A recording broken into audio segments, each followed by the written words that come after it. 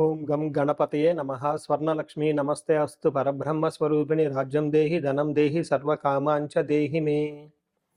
స్వర్ణలక్ష్మి అమ్మవారు ప్రతి ఒక్కళ్ళకి ప్రతి నిమిషం చక్కగా ఆనందంగా మనం అందరం ఉండే విధంగా ఆశీర్వదించాలని, దానితో పాటు మనందరికీ ఒక అధికారము, పవరు, స్టేటస్ ఉండాలని, దానితో పాటు మనందరికీ సమృద్ధిగా ధనంతో పాటు మన అందరికీ మనలో ఉన్న అనేక రకాల కోరికలు కూడా తక్షణమే అమ్మవారు మనకి నెరవేర్చేలాగా మనకు అమ్మవారి యొక్క కరుణాకృప మన మీద ఉండాలని చెప్పేసి అమ్మవారిని ప్రార్థిస్తూ సెప్టెంబర్ మాసం యొక్క రాశి ఫలాలు ఎలా ఉన్నాయో మనం చూసుకుందాం.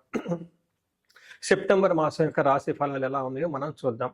ఇందులో కనుక మనం గమనించుకుంటే ఈ మాసం మనకి చవితితో స్టార్ట్ అయ్యి మరలా చవితితో ఎండ్ అవుతుంది.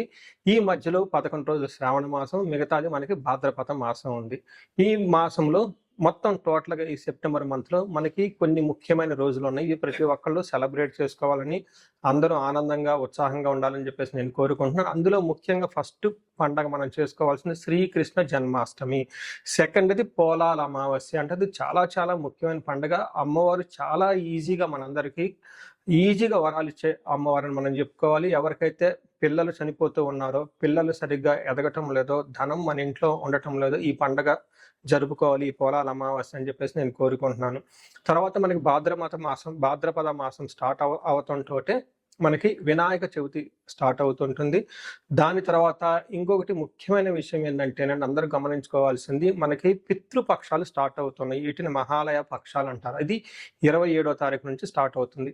ఈ పితృపక్షాలు ముఖ్యంగా ఎవరైతే అధికారం రాకుండా, ప్రమోషన్స్ రాకుండా, ఉద్యోగంలో ఆటంకాలు పడుతుందా, తల్లికి పిల్లలకి మధ్య గొడవలు వస్తూ ఉన్నాయా, ఎవరైతే లైఫ్లో స్టాగ్నేటెడ్గా గ్రోత్ లేకుండా ఉన్నారో, మీ ఇండివిజువల్ జాతకంలో పితృదోషం ఉన్నా, కాలసర్ప దోషం ఉన్నా, త్రిపిండి దోషం ఉన్నా కానీ ఇలాంటి వాళ్ళు ముఖ్యంగా ఈ యొక్క పితృపక్షాల సమయాన్ని సద్వినియోగం చేసుకొని పితృదేవతలకు ఆశీర్వాదం తీసుకొని తద్వారా మీ పిల్లలకి శ్రేయస్సుకు ప్లస్ వారికి సరిపడిన ధనం అంతా మీకు రావాలని చెప్పేసి నేను కోరుకుంటున్నాను.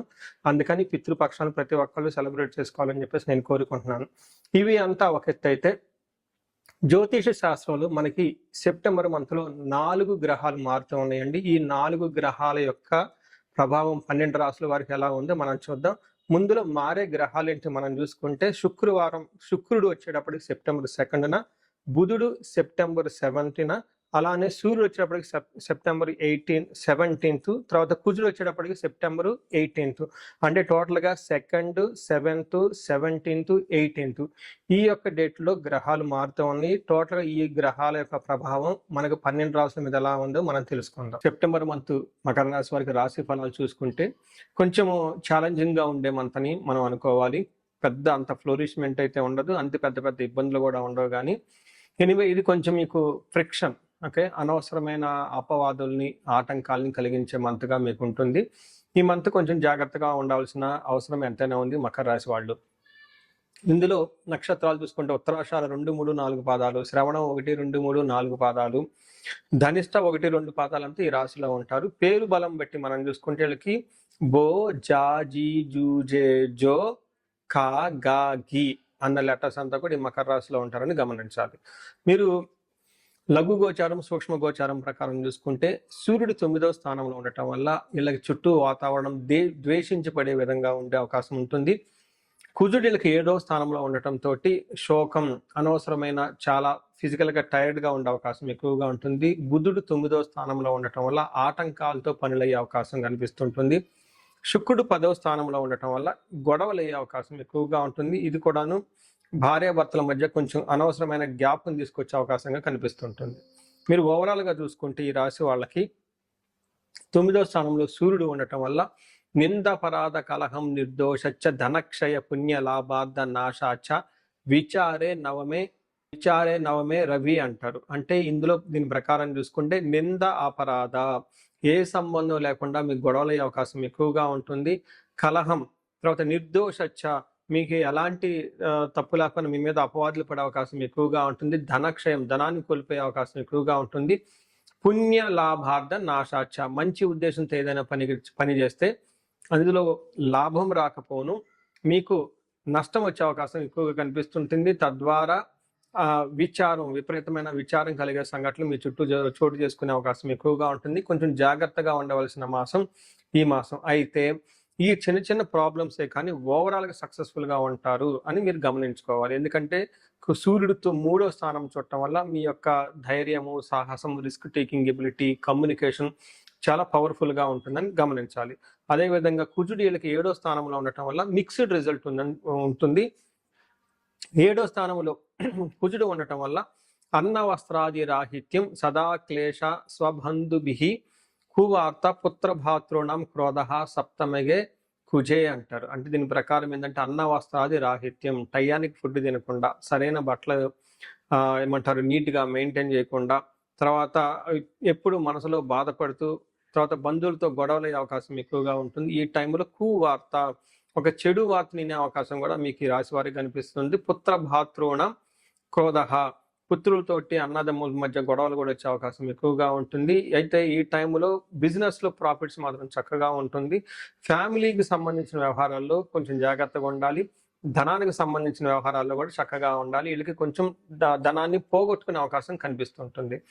అయితే శుక్రుడు కూడా వీళ్ళకి 10వ స్థానంలో ఉండి మిక్స్డ్ రిజల్ట్ ఇస్తున్నారు. సరైన రిజల్ట్ ఎవరు అని తెలుసుకోవచ్చు. ఒక ప్రకంగా ఈ టైంలో ఈ రాశి వాళ్ళు ఎడ్యుకేషనల్గా కొత్త కొత్త కోర్సులు చేరే వాళ్ళకి అనుకూలంగా ఉంటుంది. కొత్తగా వెహికల్ కొనుక్కునే వాళ్ళకి అనుకూలంగా ఉంటుంది.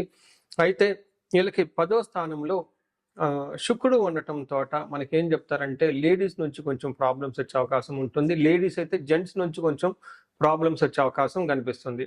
మనకు సంస్కృతంలో వెకలం చైవ నిశ్చత్వం మర్ధానాశనం రిపో భయం శ్రీ సౌఖ్య హాని మాప్నోతి దశమస్తే భృగునందనే అంటారు.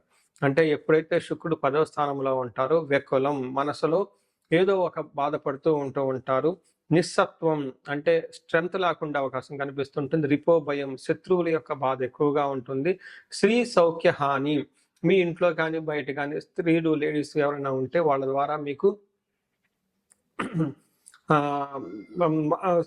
వాళ్ళ నుంచి ప్రాబ్లమ్స్ వచ్చే అవకాశం మీకు కనిపిస్తూ ఉంటుంది. ఇన్ కేసు స్త్రీ సౌఖ్య హాని మాప్నోతి అంటే మీకు తెలిసిన వాళ్ళ స్త్రీల దగ్గర నుంచి కొంచెం భయం పడిగే ఇబ్బందులు పడే పరిస్థితి ఎక్కువగా కనిపిస్తూ ఉంటుంది.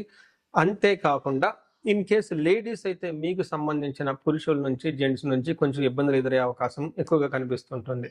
ఓవరాల్గా చూసుకుంటే శుక్రుడు ఓ పక్క కొత్తగా వెహికల్ తీసుకోవటము, లేదంటే ఏదన్నా ఎడ్యుకేషన్కి సంబంధించిన కోర్సులు చేసుకోవడంలో పాజిటివ్గా ఉన్నప్పటికి కానీ కొంచెం స్త్రీల ద్వారా లేదంటే పురుషుల ద్వారా ఇబ్బందిని కలిగిస్తూ ఉన్నారు.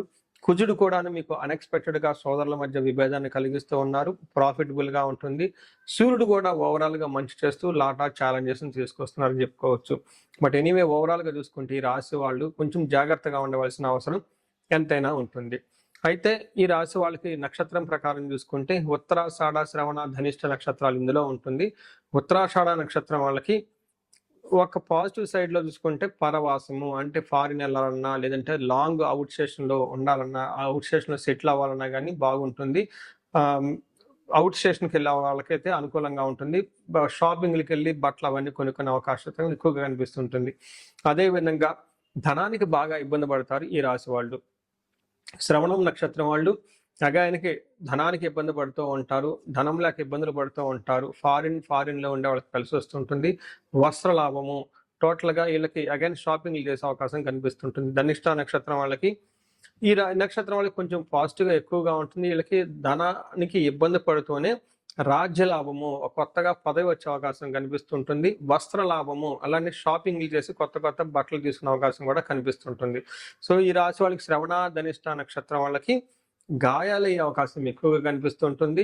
ఉత్తరాషాఢ నక్షత్రం వాళ్ళకి సూర్యుని వల్ల అయితేనేమి కొంచెము ఇబ్బందులు పడే అవకాశం ఎక్కువగా ఉండి పనులు అనుకున్న విధంగా ఫాస్ట్గా అయితే ఖచ్చితంగా కొంచెం స్లోగా మూవ్ అయ్యే అవకాశం కనిపిస్తుంటుంది. సో చూశారు కదండి, ఓవరాల్గా చూసుకుంటే ఈ రాశి వాళ్ళకి కొంచెం ఇబ్బందులు పడే అవకాశం ఎక్కువగా కనిపిస్తుంటుంది. అందుకని వీళ్ళు ప్రతి ఒక్కళ్ళు ఇండివిజువల్గా జాతకం కూడా ఒకసారి చూపించుకోవడం చాలా అవసరము. పరిహారాల కింద రుద్రాభిషేకం చేయించుకుంటే చాలా కలిసి వస్తుంది, లేదంటే మహాసుదర్శన హోమం చేయించుకున్న చాలా కలిసి వస్తుంది.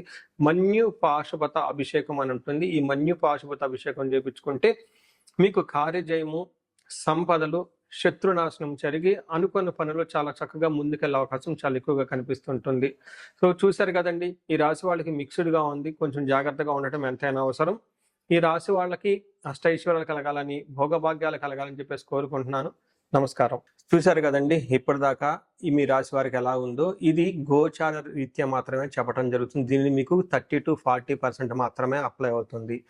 మిగతాది మీ ఇండివిడ్యువల్ జాతకం గనక చూస్తే అందులో కరెక్ట్గా యాక్యురేట్గా వస్తుంది. ఇండివిడ్యువల్ జాతకంలో చక్కగా దశాభుక్తులు ఉంటే మంచి రిజల్ట్ ఇస్తుంటే ఇవి బాగుంటే అంతా బాగుంటుంది. ఇన్ కేస్ ఇండివిడ్యువల్ దశాభుక్తుల్లో సరైన రిజల్ట్ లేకుండా ఉంటే మీ జాతకం వ్యక్తిగత జాతకం సరిగా లేకుండా ఉంటే ఇవి వాటికి యాడ్ అయ్యి దానికి తద్వారా బేజులు చేసుకొని కరెక్ట్గా రిజల్ట్ అయితే వస్తుంది. మీ ఇండివిడ్యువల్గా జాతకం చూపించుకోవాలనుకుంటే స్క్రీన్ మీద కనిపిస్తున్న నెంబర్ ద్వారా మీరు నన్ను కనెక్ట్ అవ్వచ్చు.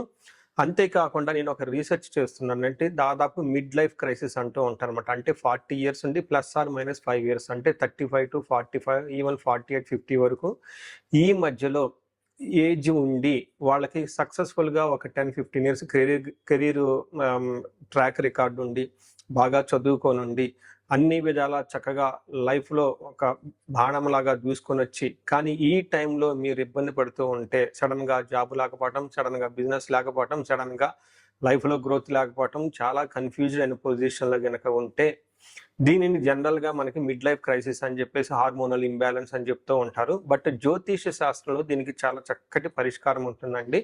మీకు జాతకంలో ఏమైనా శాపాలున్నా, రుణాలున్నా, గ్రహ దోషాలున్నా, కాలసర్ప దోషాలు లాంటి కఠినమైన దోషాలుంటే ఈ టైంలో యాక్టివేట్ అయ్యే అవకాశం ఎక్కువగా ఉంటుంది. దీనికి ఇండివిడ్యువల్గా జాతకం చూపించుకొని అది మీరు కెరియర్కి గ్రాప్ రావటానికి, లేదంటే మీరు లైఫ్లో ఇలా స్టాగ్నెట్గా ఆగిపోవటానికి గల కారణాలు ఏంటో తెలుసుకొని చక్కగా పరిష్కారాలు చేసుకుంటే లైఫ్ 10 రెట్లు ముందుకెళ్ళే అవకాశం ఎంతైనా ఉంటుంది.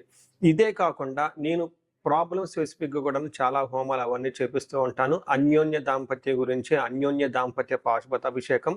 ఇప్పుడు ఈ మంత్లో మనకి ఫస్ట్ 11 డేస్ ఇంకా శ్రావణ మాసం ఉంది కాబట్టి శ్రావణ మాసాన్ని పురస్కరించుకొని స్వర్ణలక్ష్మి విశేష హోమం చేయించడం జరుగుతుంది. ఇది ప్రతి ఒక్కళ్ళు చేయించుకోవాలని చెప్పేసి నేను కోరుకుంటున్నాను. ఎక్కడైనా మీకు ధనం రాకపోయినా, వచ్చిన ధనం నిలబడకపోయినా, అసలు ఆదాయ వనరులు మీకు ఇన్కమ్ సోర్స్ లేకపోయినా, లేదంటే విపరీతమైన అప్పుల బాధలు ఉన్నా, లేదంటే మీరు ఇచ్చిన అప్పులు తిరిగి రాకపోయినా కానీ ఈ టైంలో చక్కగా స్వర్ణలక్ష్మి విశేష హోమం చేయించుకోవాలని చెప్పేసి నేను కోరుకుంటున్నాను. ఇది సామూహికంగా చేయటం జరుగుతుంది. ఇప్పటిదాకా నేను హోమాలన్నీ 1-to-1 చేపించాను ఎక్కువగా. బట్ ఈసారి మాత్రం సామూహికంగా ఈ యొక్క హోమం చేయించడం జరుగుతుంది. ఈ అవకాశాన్ని సద్వినియోగం చేసుకొని ధన బాధల నుంచి, రుణ బాధల నుంచి బయటపడాలని చెప్పేసి నేను కోరుకుంటున్నా. అంతేకాకుండా ఎవరికైతే హెల్త్ బాగోలేకపోతే మృత్యుంజయ హోమం చేయించుకోవటము, భార్యాభర్తలకు ఇందాక మీరు చెప్పిన విధంగా విశ్వావసు గంధర్వరాజ హోమం చేయించుకోవటం, ఇలా మన్యు పాశుపత అభిషేకం, చండీ హోమము, సుదర్శన హోమము, ఇలాంటి ఎన్ని హోమాలైనా కానీ మీరు ఎక్కడైనా కనుక లైఫ్లో ఆగిపోయినట్లు అనిపిస్తే మీ ప్రాబ్లమ్ స్పెసిఫిక్గా కూడా హోమాలు, పూజలు చేయించడం జరుగుతుంది. సో మీరు లైఫ్లో ఎక్కడ ఆగకుండా ఉండాలని, జీవితంలో 3 పువ్వులు 6 కాయలుగా సాగిపోవాలని, మీకు అష్టలక్ష్మీలు చక్కగా కలిసి ఉండాలని చెప్పేసి నేను కోరుకుంటున్నాను. మీ అందరికీ అష్టైశ్వర్యాలు కలగాలని, భోగభాగ్యాలని కోరుకుంటున్నాను. నమస్కారం.